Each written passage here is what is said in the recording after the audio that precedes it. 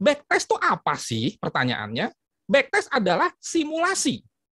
Sebuah metode yang triggernya sudah terjadi di masa lalu sesuai dengan data dan kondisi yang sebenarnya.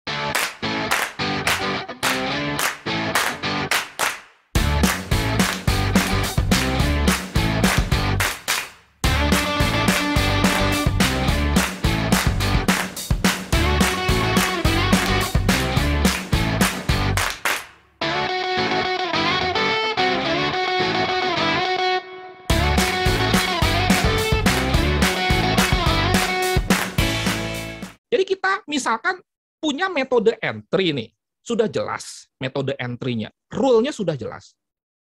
Kemudian kita lihat di masa lalu rule ini kira-kira hasilnya gimana sesuai dengan data kondisi market di masa lalu tersebut. Dan ini datanya real. Oke? Jadi kan ada backtest itu di masa lalu, dan sebetulnya backtest ini sesuai dengan prinsip yang disebut history repeat itself sebagai dasar dari analisa teknikal. Cuma sayangnya, para trader yang mulai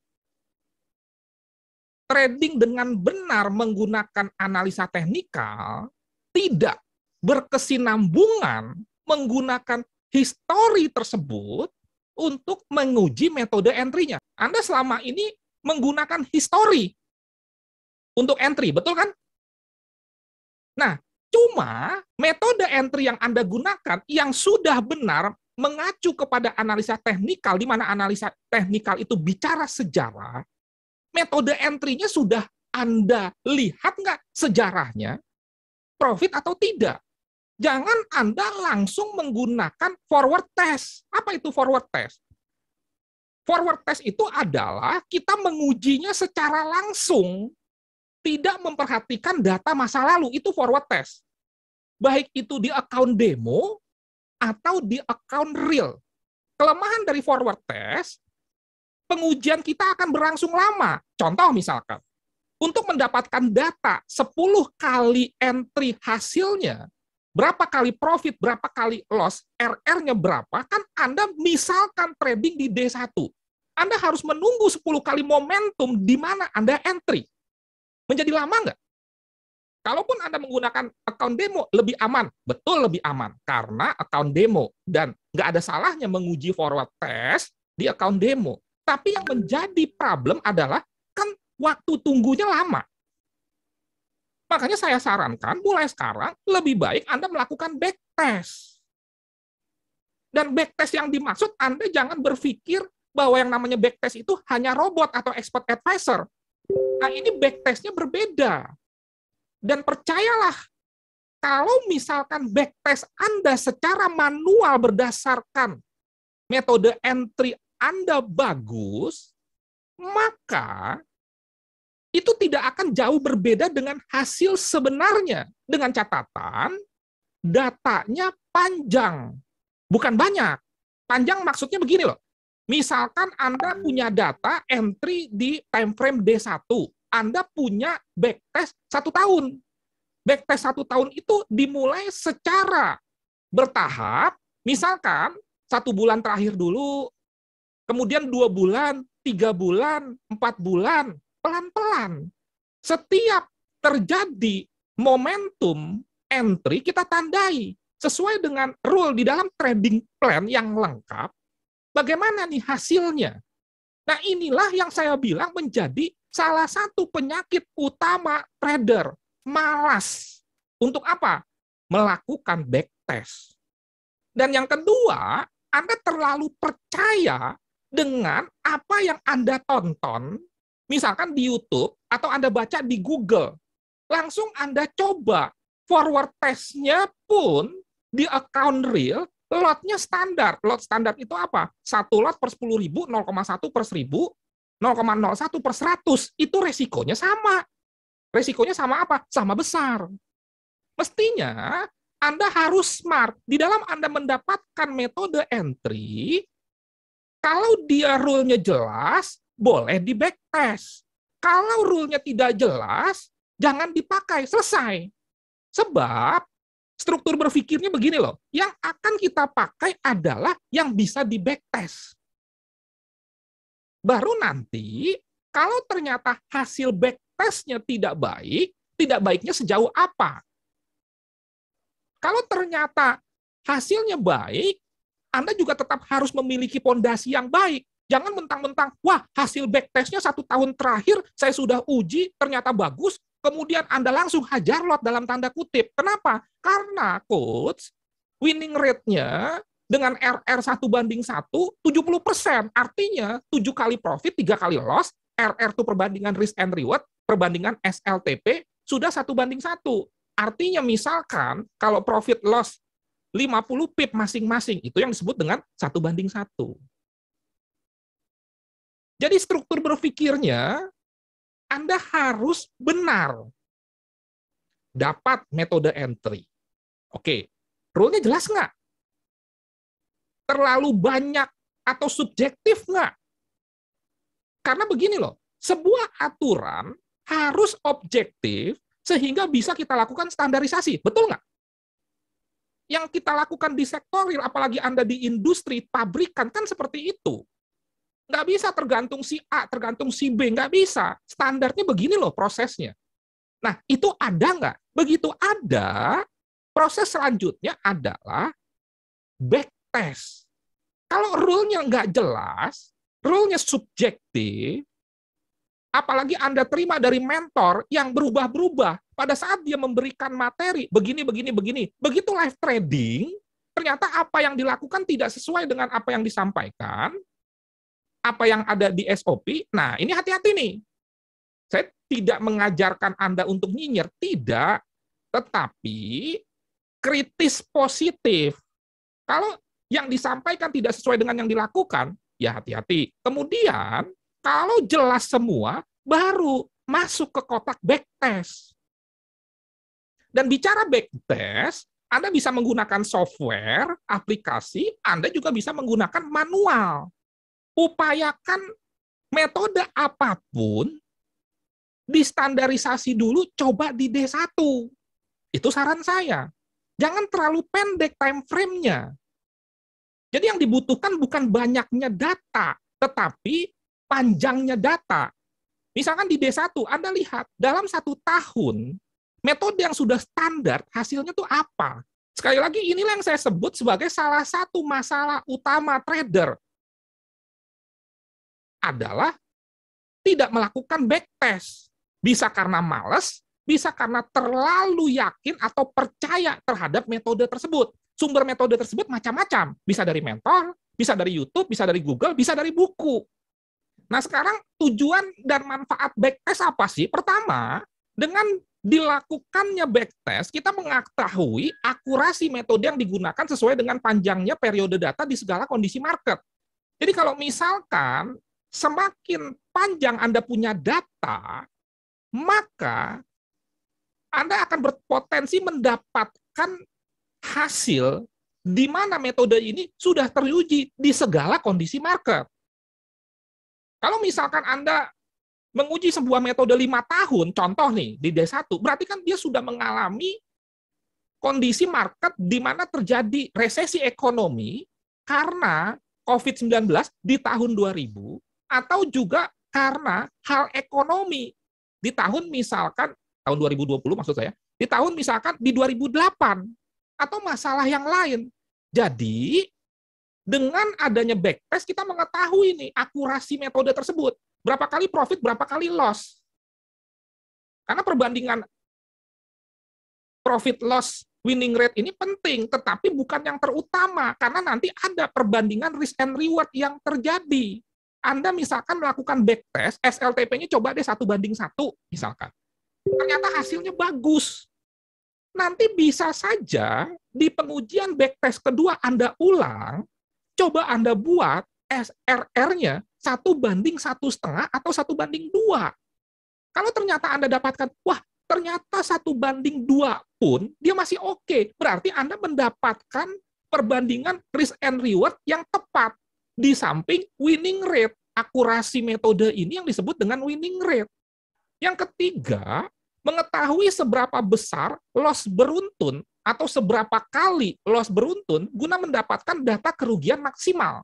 Ini penting, karena dalam sebuah metode apapun, itu pasti terjadi yang disebut dengan loss beruntun. Loss beruntun ini bisa karena di satu sisi problem bukan metode. Bisa saja terjadi seperti itu. Loss beruntun misalkan begini nih. Misalkan 10 kali entry nih, contoh ya, yang non yang faktor bukan karena metodenya. Contoh misalkan 10 kali entry. 1, 2, 3 itu Anda misalkan mendapatkan profit. 4, 5, 6 itu ada metode momentum untuk entry, tetapi nggak entry, dan di situ Anda mendapatkan profit mestinya kalau entry. 1, 2, 3, 4, 5, 6 nggak entry. 7, 8, 9, 10 Anda entry dan loss. Di situ kan Anda mendapatkan kesimpulan 1, 2, 3, 7, 8, 9, 10. Anda mendapatkan kesimpulan 7 kali entry. Loss semua beruntun kan? Padahal di tengah-tengah itu 4, 5, 6. Karena Anda tidak entry, mestinya Anda profit, Anda tidak mendapatkan profit. Makanya harus hati-hati mengambil kesimpulan seberapa besar atau seberapa kali loss beruntun terjadi, dan itu pasti ada di dalam metode apapun.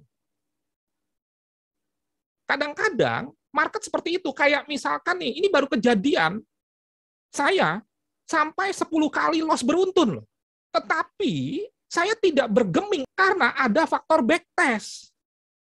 Jangan hanya karena kejadian-kejadian tertentu membuat kita ganti metode. Tetapi saya akui 10 kali loss beruntun ini karena juga ada ketidakdisiplinan alias faktor non-teknis dari saya. Nah, itu nanti dengan melakukan backtest, berarti kan skenarionya kan selalu setiap ada momentum entry, Anda mendapat nih, oh ternyata nih, dengan metode ini di tahun 2021, kita mengalami loss beruntun 6 kali. Seberapa besar? Membuat equity kita turun berapa persen?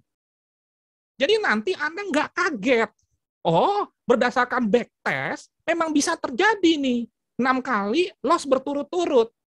Dengan hasil backtest, Anda akan menemukan sebuah metode yang cocok.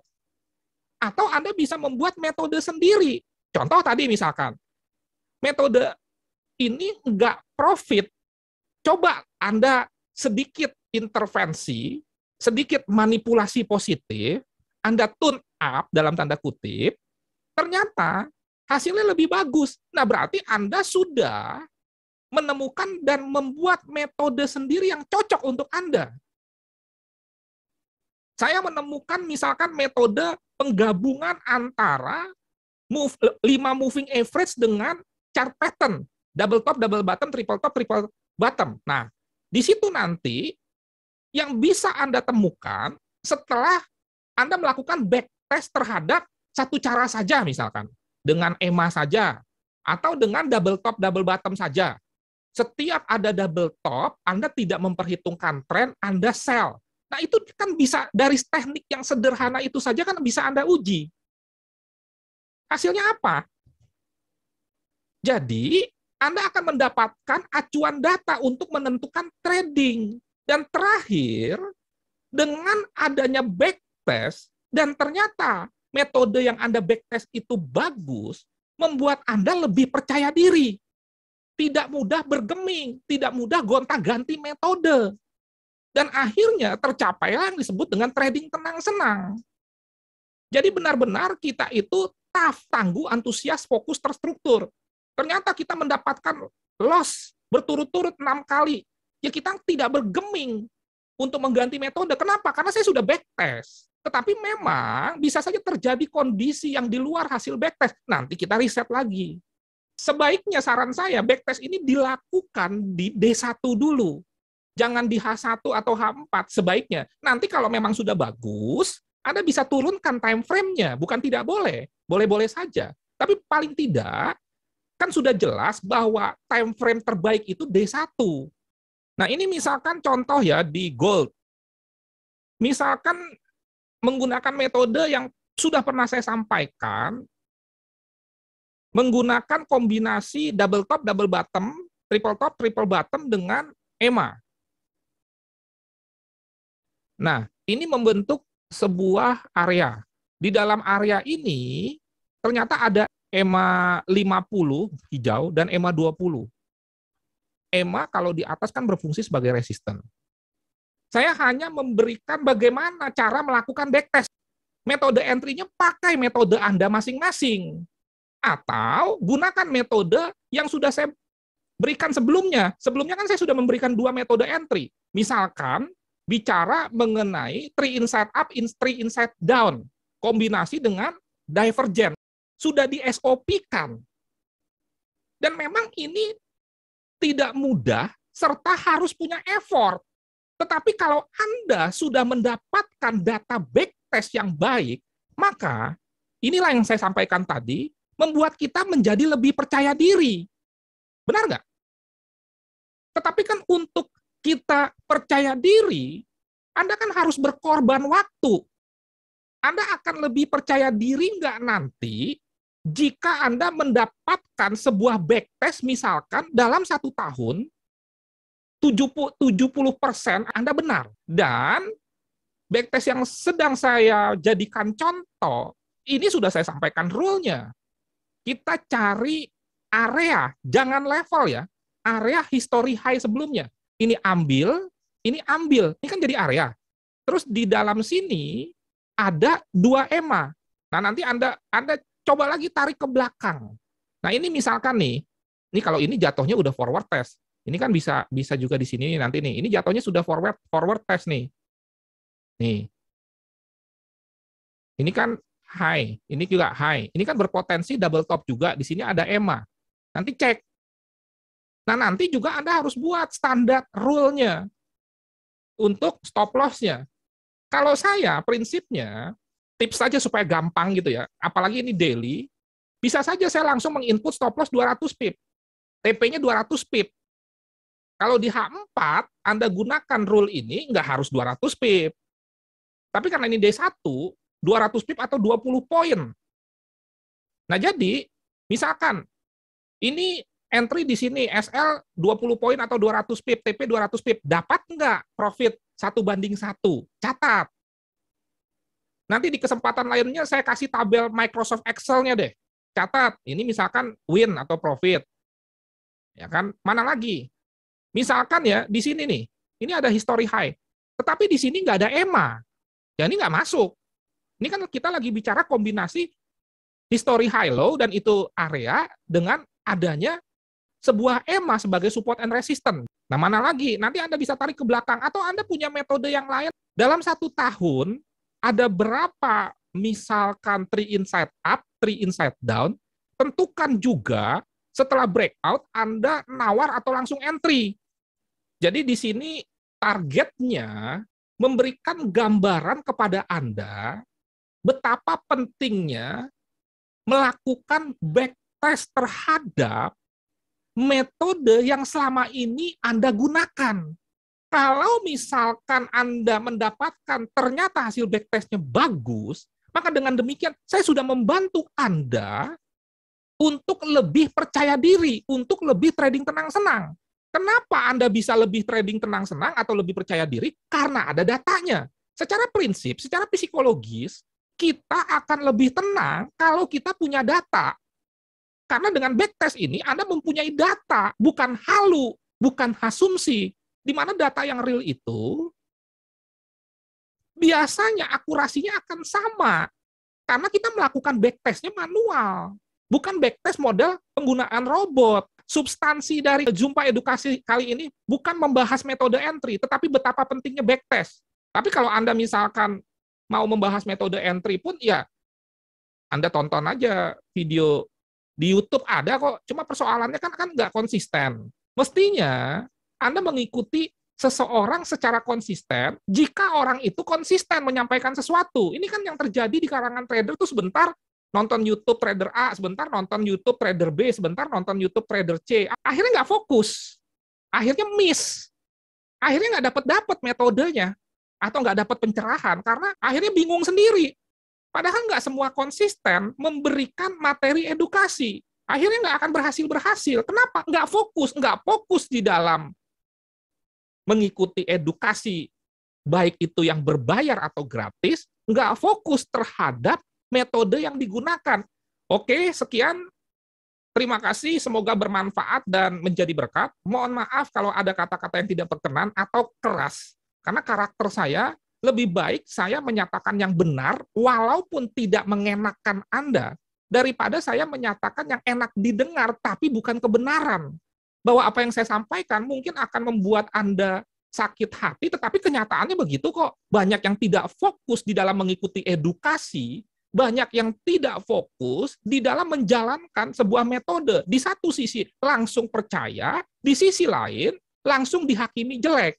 Di sisi mentor, ada yang misalkan menunjukkan hasil profit-profit padahal tidak ada edukasinya, Anda ikuti. Sementara mentor-mentor yang punya program yang terstruktur, rapi, jelas, konsisten, Anda tidak minati, tapi semua keputusan di tangan Anda. Salam trading tenang-senang, trading yang aman, nyaman, menguntungkan. Nofri Simanjuntak, kita jumpa edukasi gratis berseri bersama saya di Kamis 2 minggu mendatang kembali. Terima kasih.